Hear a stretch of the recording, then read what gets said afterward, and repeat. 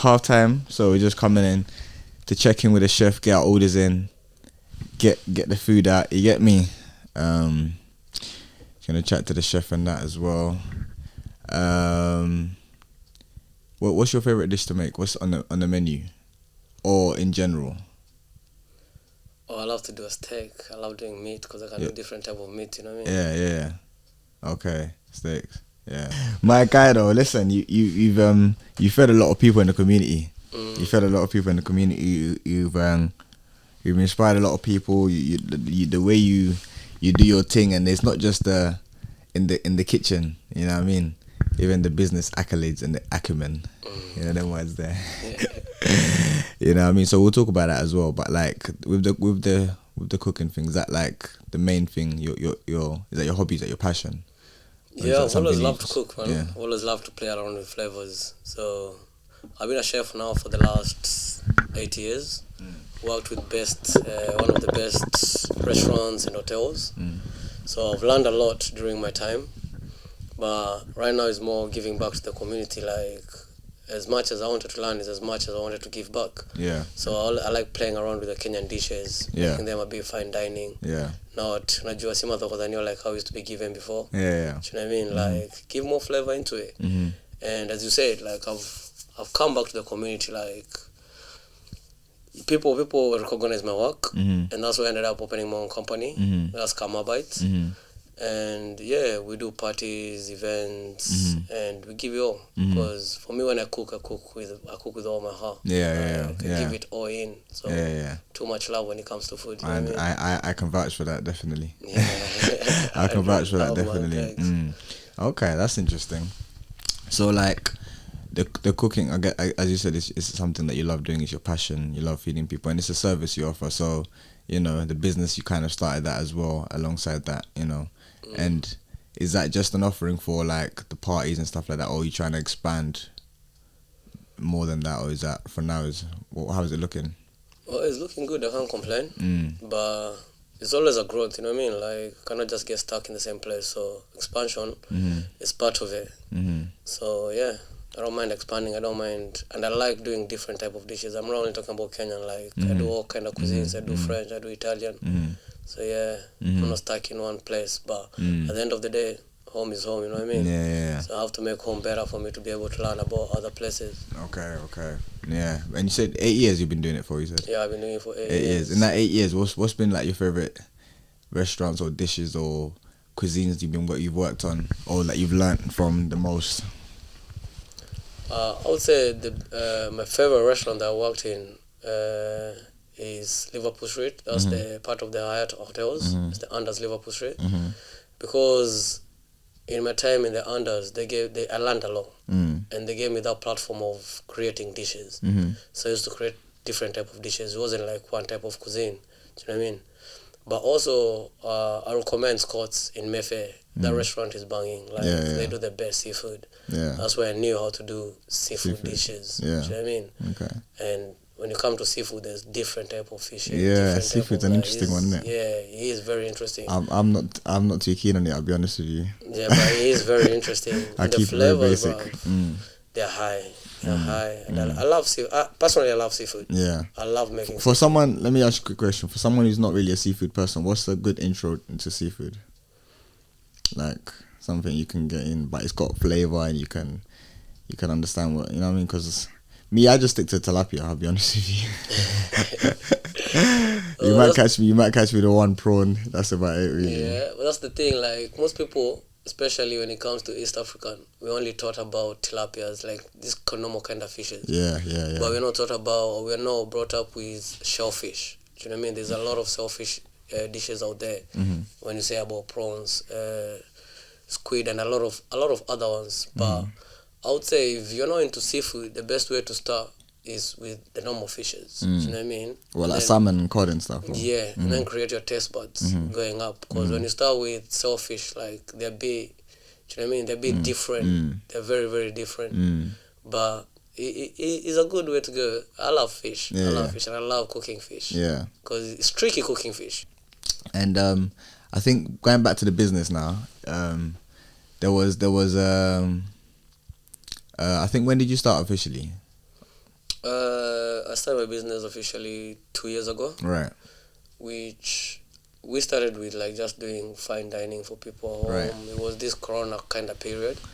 Of course. But then kind of expanded a little bit when I started to do imports from Kenya. Yeah. So I wanted to yeah. bring more varieties, like things that people don't get here. Yeah. Which is a bit tricky. Right. Because the way they grow and ripen in Kenya is not the way they will when it comes to this weather in the UK. Mm-hmm. Do you know what I mean? So it is a tricky business, but we did as much as we could at the time. Mm-hmm. And we ended up like bringing a lot, but because now of what was happening, everything a bit went high. So right. do you know what I mean? Buying them, importing them, the tax, everything went a bit too high. And when you're selling the commodities to a normal Kenyan, they don't understand, because when they go back home, they are very cheap. So when you're selling them here and you're selling them expensive, it's a bit of a tricky situation to them to understand why they're becoming so expensive. But the paperwork bit of it gets more expensive than even buying the commodity itself. Really? Yeah. The red tape, as it were, the hard work Yeah, behind the scenes. Paperwork. Getting the paperwork itself from the government. Serious. In Kenya or here, or just both, or both sides. Serious. Especially in Kenya, and the tax here is so high. Getting stuff in. Yeah. Is that because of Brexit or just general? No, it's just in general. Just in general. Jeez. I wouldn't blame you to Brexit, but it's just in general. Yeah. It gets really, really expensive. Yeah. Yeah. Oh wow. So that's the hardest part, I guess. That's the hardest part. That's the most hard, and it's very hard to explain that to a consumer because they don't see that part of the business. They just see the commodity, and when they talk to their people back at home, they know how much they are buying it for. So if you're buying an avocado home for like in pounds, maybe it's like £1. But then when it even gets less here, than that. yeah, even less. But when it gets here, you cannot even sell it under £5. Do you know what I mean? So they don't see why is it getting so high. Right. You know what I mean? Right. It's an interesting one. I guess with export, because it's an area I'm kind of interested in as well. I like learning about, like to find out about. Especially with Kenya, we don't export much. Our export market is not as big as it could be, as it should be. For a country of nearly 50 million, we should be exporting a lot more. And there's a lot of arable land. But so your main export, I guess, was avocado, right? Yeah, my main export was avocados. Yeah. But we did avocados, we did passion fruit, and we did sweet bananas. Oh yeah. But the main ones are avocados. The big ones, the proper ones, Yeah. the ones from home, bro. Yeah. But I guess the main the what's the main lesson you learned from that moving forward? Whether positive or negative or however you want to look at it. Well, I would say I learned a lot about it. But as I said, it's not an easy thing because, you know, as I said, when you're at home, these avocados come from home and they're used to the weather at home. So when you bring them here, it's totally a different type of weather. So even how they ripe, how they behave is very different. Do you know what I mean? Yeah. And some people know how to keep them, some people don't. So I can sell it to you and yours ripen faster and well. Of course. But I can sell it to someone else. Depends how I look they after go raw instead of ripening. They just go off quick. So it's very hard to educate people, every single person, on how to store them. Do you know what I mean? Yeah. So it's a very tricky situation. Yeah. But yeah, you should create some content around that. Teach people these things. Show people these things. Yeah, you should. You know what I mean? Yeah, we're working on that. But it takes time. Of course. Yeah. Okay. All right. Cool. And I guess I'm still interested in that business aspect of it. So like, sourcing stuff in Kenya, is that hard? Is it difficult? Like sourcing the actual avocados or the bananas or whatever the case may be.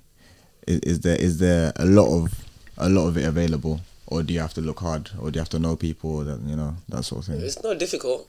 It's there. They're there. There's a lot of them. The only problem with Kenya, you have to know someone to know someone. You can connect you with someone.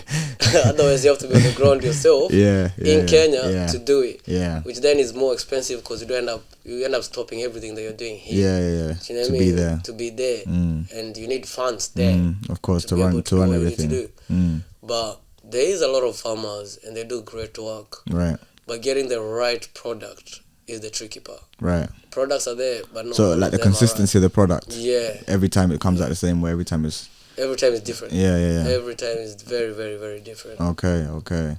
And then so you source the product now in Kenya. So now the process of bringing it here, how does that go? So there's companies that they call go downs. They're the ones that are registered with the government that bring the products here. So they have all the certificates and everything. Right. But that's their own certificates to bring them here. But you need your own certificate as well to be able to buy from them, and export them here. Right. And you need to go through the government to get it signed. And like bringing one avocado, you need at least more than 7 different certificates signed by the government. Everyone is a different government body. Do you know what I mean? And that's why only the big companies can afford to do all this stuff, innit? Trust me. At a bigger scale, at a larger scale, isn't it? Yeah. Well, if your pocket is heavy as Yeah. well, Kenya is all about, if you give someone something nice, then maybe they can help you out. Yeah, of course. Which that's the most tricky part, because when they get to the UK, there's no in between. Like, it's a straightforward kind of way. I wish in Kenya was that straight as well. Okay. Like, if you are doing something, you don't have to go through other people or through your pocket or through, do you know what I mean? If they were that straight and strict as here, then it would be very easy to bring it. But for them, it's all about how much are you ready to offer for us to be able to help you. Yeah. So you end up losing a lot. By the time you're counting your profit margins, you're really not making that much. Not making sense, isn't it? Yeah, it's not making at all. Okay. Jeez, it's a lot of work. It's a lot of work, but I commend you for doing that. Honestly, when I saw you doing that, man, I was so happy. Like, man, we're talking about a lorry here, not not a suitcase full of avocados. Not, you know what I'm saying? This it's big boy stuff. So I respect that, man. Keep it up, man. And is there more coming, or you know what I'm saying? Yeah, we're working on bigger things this year. Yeah. But this time, like, we're getting involved with more companies than personal. Right. So we're working with companies that we can be able to sell to. Yeah. And import to. Yeah. Cause so like on a wholesale basis. On a wholesale kind of basis. Right. Yeah. Okay, that makes sense. Oh, that makes sense. That makes a lot of sense. I guess then that's easier, because then you're guaranteed sales when they land, instead of finding the market and stuff like that. Yeah. Okay, that's cool. That's dope. All right, then, fair enough. And then coming back to like the cooking stuff and the chef and stuff, and like, where can we find your where can we find you? If you want to come and taste some of your cuisine? You know what I mean? Well, I'm that kind of a guy that I'm always everywhere. Yeah. Like, as I said, I try to help out a lot, especially when it comes to our community restaurants and pubs and all that. So at the moment, I'm in Dutch House. So there's a project I'm doing with Dutch House. We're proper trying to open like a fine dining kind of area where it's gonna be like a champagne kind of bar. I like that. So hopefully by beginning of May, it's gonna be launched. Okay. So I'd like a lot of people to come and try it. Okay. See how it goes. Yeah. Nice. Is there any other information on that? At the moment, just gonna keep you on the low. we might drop this in May now. We're probably gonna drop this before then. But yeah, we're working on a lot. I'm working with Tios, like Dutch House, to bring a lot of new cuisines. Yeah. I like different that. kind of styles of our Kenyan kind of dishes. Do you know what I mean? And also at the same time, like, showcase what's best in Kenya. Right. You know what I mean? Like, what we were brought up when we were young with, a cookie githeri, but not the normal boiled beans and maize. There's ways, there's different ways. Yeah, make it much better than you would think. Saying saute and that, Trust me. Come have some ceviche from tilapia. Yeah, of course. So, I love the sound of that, man. That sounded dope. So we're saying look out for that in the summer. That's coming, yeah. Okay, and where can we find you online? What's the so you can always find me on my Insta, that's Kama Bites. Kama Bites. You can always get me on Roby Kama as well. It's another Insta. My Facebook is Roby Kama. My Snapchat as well is Roby Kama. Okay. Any of them ones can find me there. Yeah. Any of the Dutch House social medias. Yeah. You'll always find me creating dishes. Okay, and that's all you, yeah. That's all me. That's all you. That's dope, man. That's dope. So I guess you're what, the head chef, or you're the? At the moment, I'm the running manager of the kitchen. Nice.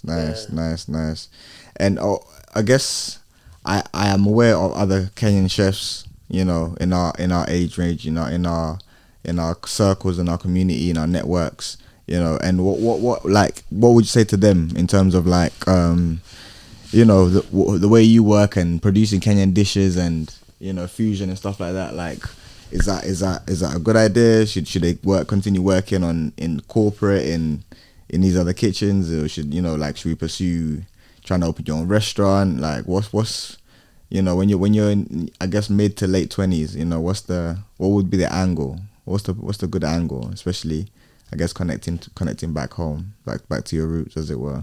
Well, when it comes to chefing, the thing is most people don't understand there's levels. Do you know what I mean? So at the end of the day is the level you are.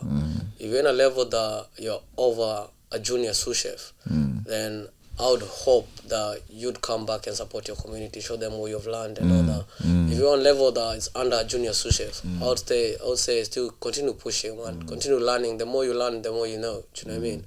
So, and at the end of the day, it's passion. There's people who are passionate of other people's cuisines because that's what they know the most. Yeah. But then there's people that are passionate of learning and bringing it back to the community. Like for me, when I ended up joining being a chef, I joined because I wanted to bring it back to the community, and that's why I still do private dinners. Do you know what I mean? Like people still book me to do their private dinners, private parties, because I try prove to them like, wherever you do at home, I can give you that chance of taking a rest, and let me just deal with it. Let me make you offer those services as well, let me give you them services. Yeah. And dope. We do our best. We do our best as a company. Okay. And I appreciate the people are always behind me. Do you know what I mean? The support I get is big time. No, we got you. The love I get from the community and all that. Is big time. And I appreciate, and every day I thank God for that. Of course. No, I appreciate that, man. And what you do, man. As I was saying earlier, you know what I'm saying, I commend you and I respect the work you do so much, you know what I'm saying? So keep it up, keep going. You know what I'm saying? Keep working hard, keep trailblazing, keep doing your thing. You get what I'm saying? And obviously when the launch comes, let me know, innit? We'll be there, we'll be live inside. We'll be live inside. Yeah. But I appreciate your time. Gonna head back to the game now, second half. No, bro. Thanks a lot for the time. Let me make my order. What did that order? Matumbo, kaugali, and naka fry on the naka fry. That fry is special. That one is for VIPs. If you know, you know. There's like a special fry on the side there. If you know, you know. But yeah, I appreciate your time though, man. Yeah. Anytime, bro. We'll look out for your stuff, and obviously I'll plug everything on the socials and all that kind of stuff. So yeah, man. One love. Nothing serious, just vibes. Keep it moving. Thanks, bro. Nice one, bro. Love.